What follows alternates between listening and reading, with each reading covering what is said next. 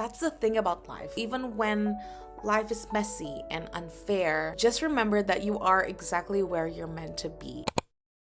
Hi, so in this video, I wanted to share something real fun because I recently finished a book. This is Mitch Albom's The 5 People You Meet in Heaven. It just leaves a big impact in my life, and so I thought, why not share it with 5 people in this YouTube channel. I picked this up in November, and the reason why I picked this up was because, haha, what a funny title.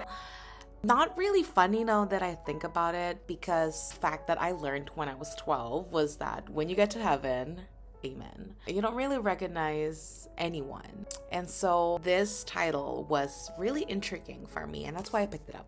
This book tells the story of just some random regular guy called Eddie who works as a maintenance guy in an amusement park.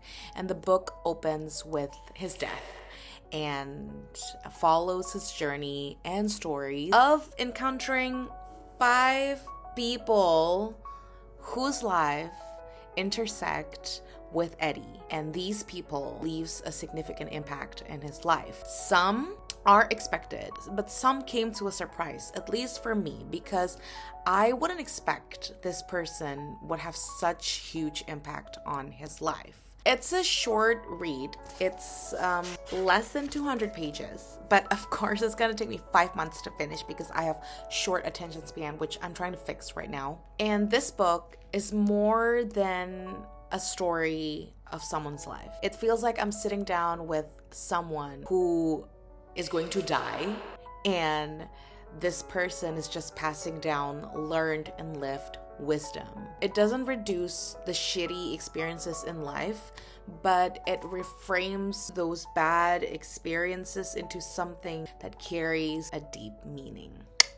And by the end of this book, I feel so much lighter and so much more vigorous towards life. It feels like I've been given a new lens to see my own life, my own experiences, the good and the bad. So, walking away from this book, I learned that nothing in your life is coincidental. Where you are born, your job, your current relationships, friendships, or romantic, your shitty parents, even down to the littlest things that you thought didn't matter, baby, it's not a coincidence. The cashier standing behind the counter serving you, the Gojek driver that is taking you places, the bus you ride every day, even down to the flat shoes that you wore on a sunny day but ended up drowned in a puddle of water, of rain. I imagine this universe as a string puppet show. Whoever is in charge,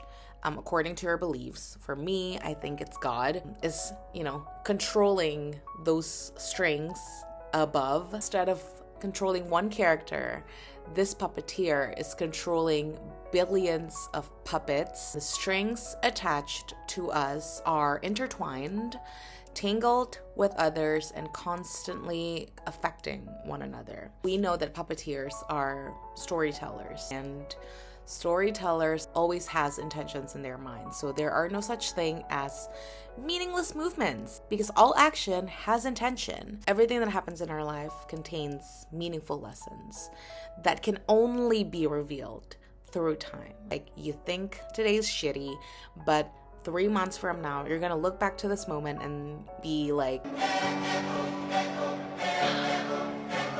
you're gonna walk away feeling full in a way that you have finally learned what that shitty experiences taught you. All lessons are good, and those lessons helps us to understand the world better, and eventually helps us to understand ourselves better. It will provide comfort on our hardest days. Trust. For example, sometimes on the days where I cried on my way home, and I thought, today is a very shitty work day. Why does God put me in this place?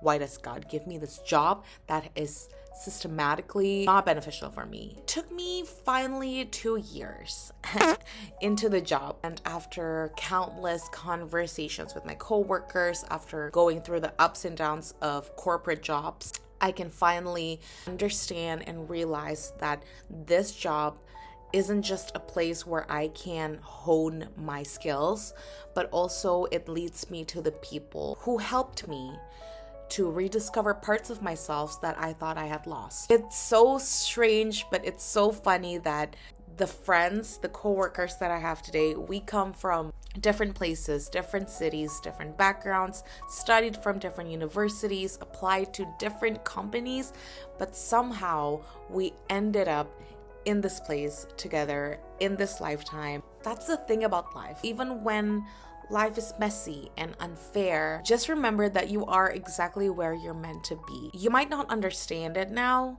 but you will understand it later. That's weirdly comforting, at least for me.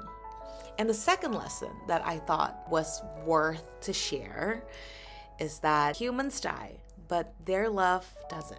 When my grandma passed away 2 years ago, I thought I would never get to feel her gentle kindness anymore. She's the person that always checks up on me, making sure I already ate, always caressing me so gently on my shoulders. It was something that I truly miss from her. When she died, I thought, I never get to experience that. Like, where am I gonna get that love and compassion from? After reading this one hell of a book, I slowly realized that love doesn't die and get buried with the person. It transforms. It turns into a memory, into presence in unexpected places. Now I get to see her kindness, her gentleness in my sister, in my acquaintance, in my coworkers, and people that I rarely talk with. It's amazing how her kindness transcends time and space, and I can still feel her even if she's not physically here with me. So from this fact, it makes me want to be a kind person. Like, I want to love, I want to practice my kindness. I want to be a generous person, even if it hurts. Being generous to not only those who loves you, but also those who despises you. And I know that it's hard, but love will come back, even if it's not from the person that you give love to. You don't immediately reap what you sow. Like, it takes years, it takes time. I think that's the thing about life. We as humans are all connected in some strange way. Love doesn't always come back from the place that you give it to, but it does come back in different forms, through different people. This book says that the world is full of stories, but all stories are one.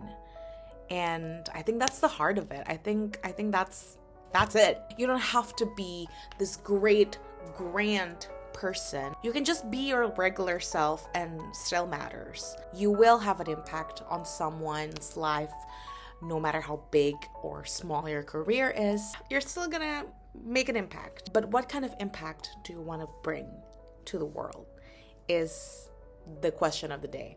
For me, I want to have a meaningful, kind impact and be remembered as someone who's kind, patient, loving.